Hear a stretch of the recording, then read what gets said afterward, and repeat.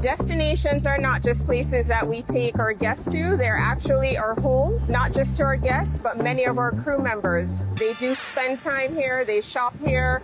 So whenever there is a tragedy or a challenge, we do look at ways that we can partner and support our destinations in the process. So of course, after this devastating hurricane, Mr. Arison, who I'm here representing today, he actually directed the Miami Heat and also the Mickey and Madeline Arison Foundation to donate $1 million to Direct Relief in order to help them procure needed supplies for Jamaica. When Jamaica needs us, we show up and we do our best to help. What is happening here is another demonstration of humanity. Entities that are driven by the cause to help others who are less fortunate, in this case, as a result of the hurricane.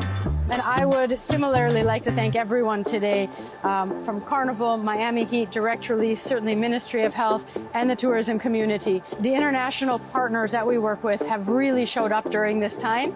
And as Minister Tufton said, it's incredibly heartwarming to see everyone coming to support Jamaica. And we're grateful for the continued and ongoing partnership.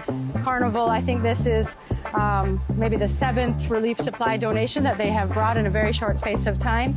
And again, a huge thank you to Direct Relief and the Miami Heat.